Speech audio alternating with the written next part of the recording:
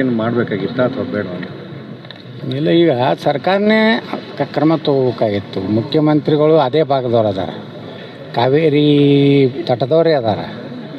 ಮತ್ತೊಂದು ಗಟ್ಟಿಯಾದಂಥ ನಿರ್ಣಯ ತೊಗೋಬೇಕಾಗಿತ್ತು. ಯಾವುದಕ್ಕೂ ಗಟ್ಟಿಯಾದ ನಿರ್ಣಯ ತೊಗೋತಾರೆ. ಯಾರೇ 10 ರೂಪಾಯಿ ಲಂಚ ತಿಂದರೆ ಅವ್ರನ್ನ ಒಳಗೆ ಹಾಕ್ತೀನಿ, ನಾನು ಹಿಡಿದು ಹೇಳ್ತೀನಿ, ಏನೇನೋ ಡೈಲಾಗ್ ಹೊಡಿತಿರ್ತಾರೆ. ಮೊದಲೆಲ್ಲ ಭಾಳ ಡೈಲಾಗ್ ಹೊಡಿತಿದ್ರು ಅವರು, ಕಾವೇರಿಗೆ ಏನಾರ ಆದ್ರೆ ನಾ ಹಂಗೆ ಹಿಂಗೆ ಅಂತೇಳಿ. ಮತ್ತಿಷ್ಟು ಒಬ್ಬ ಅದೇ ಕಾವೇರಿ ಜಲಾನಯನ ಪ್ರದೇಶದಿಂದ ಬರುವಂಥ ಒಬ್ಬ ಮುಖ್ಯಮಂತ್ರಿಗಳಿದ್ದಾಗ ಆ ಜನರ ಹಿತವನ್ನು ಕಾಪಾಡೋದು ಅವ್ರ ಕೆಲಸ ಇತ್ತು. ಅವರು ವಿಫಲರಾಗ್ಯಾರ.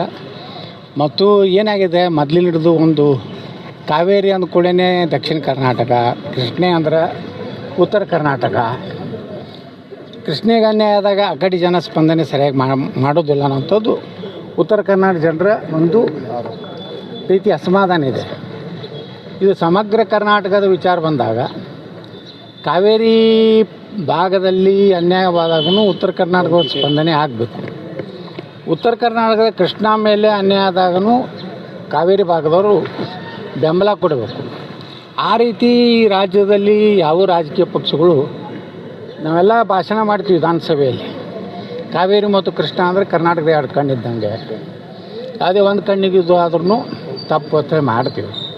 ಆದರೆ ಆ ಭಾವನೆ ಜನರಲ್ಲಿ ತರುವಂಥ ಕೆಲಸ ರಾಜಕೀಯ ಪಕ್ಷಗಳು ಮಾಡಿಲ್ಲ. ಈ ರಕ್ಷಣಾ ವೇದಿಕೆಗಳಂತರೂ ತುಟಿ ಪಿಟಕ್ಕನ್ನಲ್ಲ.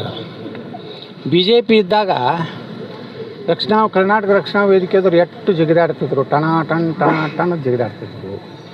ಇವತ್ತು ನಾವು ಬಂದ್ ಕರೆ ಕೊಡೋದಿಲ್ಲ, ನಾವು ಬಂದ್ ಮಾಡೋದಿಲ್ಲ, ನಾವು DK ಶಿವಕುಮಾರ್ ವಿರುದ್ಧ ಮಾತಾಡೋದಿಲ್ಲ ಅಂದ್ರೆ ಇದೇನು ಕಾಂಗ್ರೆಸ್ಸಿನ ರಕ್ಷಣಾ ವೇದಿಕೆ, ಕನ್ನಡ ಭಾಷೆಯನ್ನು ಉಳಿಸೋದ್ರ ರಕ್ಷಣಾ ವೇದಿಕೆ. ಇವತ್ತು ಅವ್ರು ಯಾವುದೂ ಸಕ್ರಿಯವಾಗಿ ಅಲ್ಲಿ ಪಾಲ್ಗೊಳ್ತಿಲ್ಲ. ಇಲ್ಲ, ಅವ್ರು ಬೆಂಬಲನೇ ಕೊಟ್ಟಿಲ್ಲ ಸರ್. ಅದೇ ಬೆಂಬಲನೇ, ಅದೇ ನಾ ಕೇಳ್ತೀನಿ, ಯಾಕೆ ಕೊಡಲಿಲ್ಲ ಬೆಂಬಲ? ಇದು ಈ ಕನ್ನಡ ಈ ಕಡೆ ಉತ್ತರ ಕರ್ನಾಟಕದ ರಕ್ಷಣಾ ವೇದಿಕೆಯವರು ಕೇಳಬೇಕು ಅವ್ರ ಅಧ್ಯಕ್ಷಗೆ, ಯಾಕೆ ಕೊಡೋದಿಲ್ಲ, ಕಾವೇರಿ ಕೊಡೋದಿಲ್ಲ, ಕೃಷ್ಣೆ ಕೊಡೋದಿಲ್ಲ, ಅಥವಾ DK ಶಿವಕುಮಾರ್ ಸರ್ಕಾರ ಇರೋದ್ರಿಂದ ಇದಕ್ಕೆ ಬೆಂಬಲ ಇಲ್ಲೋ?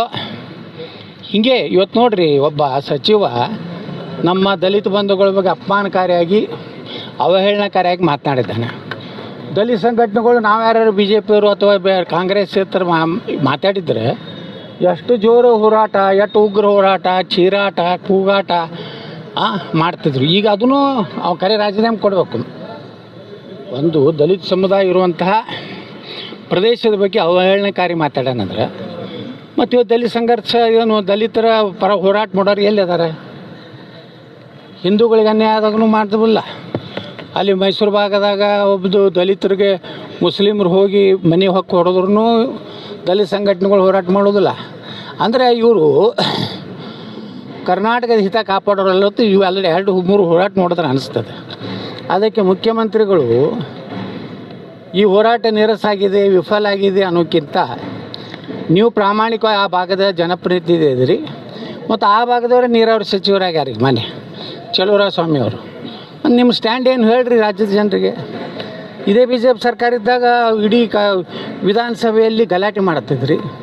ಈಗ ನೀವೇ ಅಧಿಕಾರದಲ್ಲಿದ್ರಿ, ಹೇಳ್ರಿ ಅವ್ರಿಗೆ ಮ್ಯಾಗೇನು ಕೃಷ್ಣ ಇದು ಇದೆಯಲ್ಲ ಟ್ರಿಬ್ಯುನಲ್ಗೆ ಹೇಳ್ರಿ, ನೀರು ಎಲ್ಲೈತಿ ನೀವು ಬಂದು ಅಳೀರಿ. ಸುಮ್ಮನೆ ನೀರು ಬಿಡ್ರಿ ತಾಲೂಕು ಆದೇಶ ಮಾಡಿದ್ರೆ ಹಂಗೆ? ವಾಸ್ತವಿಕವಾಗಿ ಆ ಒಂದು ಪ್ರದೇಶಕ್ಕೆ ಬರಬೇಕು. ಇಲ್ಲ, ಸರಿಯಾಗಿ ಮಾಡಲಾರ್ದಕ್ಕೆ ಈ ರೀತಿ ಎಲ್ಲ ವಸೂಲಿ ಹೆಚ್ಚಿದ ವಕೀಲರಿ, ಮೆರಿಟ್ ಮ್ಯಾಗ ವಕೀಲರು ಕೊಡಬೇಕು. ತಮಿಳ್ನಾಡದವ್ರು ನೋಡ್ರಿ ಎಂತಿಂಥ ವಕೀಲರು ಕೊಡ್ತಾರವ್ರು. ನಮ್ಮವ್ರಿಗೆ ವಕೀಲರನ್ನ ಸರಿಯಾಗಿ ಡೆಪ್ಯೂಟಿ ಮಾಡೋದಿಲ್ಲ. ಯಾರೋ ಕೆಲವೊಂದು ಮಂದಿ ತಮ್ಮ ಏನು ಅಂತಾರಲ್ಲ ವೈಯಕ್ತಿಕ ಗೆಳತನಕ್ಕೆ ತಮ್ಮ ಜಾತಿಯವ್ರನ್ನ ಅಲ್ಲಿ ಡೆಪ್ಯೂಟಿ ಮಾಡ್ತಾರೆ. ತಮಿಳ್ನಾಡದವ್ರು ಹಂಗಿಲ್ಲ, ಇಡೀ ಇಂಡಿಯಾದಾಗ ಟಾಪ್ 10 ಇರುವಂಥ ವಕೀಲರನ್ನ ಅವರು ಹೈರ್ ಮಾಡ್ತಾರೆ.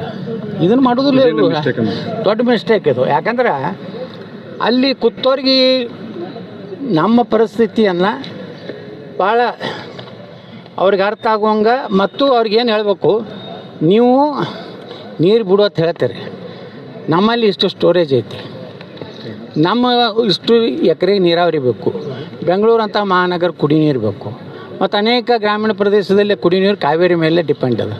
ನೀವು ಅಲ್ಲಿ ಸರಿಯಾಗಿ ವಾದ ಮಾಡಿರಿ, ಅದು ಮಾಡೋದಿಲ್ಲ.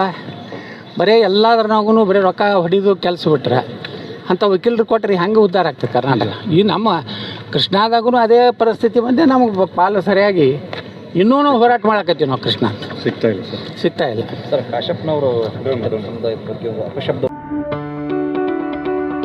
ಯಾವುದೇ ಸುದ್ದಿಯ ಅಪ್ಡೇಟ್ ಅನ್ನ ಮಿಸ್ ಮಾಡ್ಕೊಳ್ಬಾರ್ದು ಅಂದ್ರೆ ಈಗ್ಲೇ ಒನ್ ಇಂಡಿಯಾವನ್ನ ಸಬ್ಸ್ಕ್ರೈಬ್ ಮಾಡಿ. ನಿಮಗೆ ಬೇಕಾದ ಭಾಷೆಯಲ್ಲಿ ಎಲ್ಲಾ ಸುದ್ದಿ ತಿಳಿಬೇಕು ಅಂದ್ರೆ ಒನ್ ಇಂಡಿಯಾ ಆಪ್ ಅನ್ನ ಡೌನ್ಲೋಡ್ ಮಾಡ್ಕೊಳ್ಳಿ.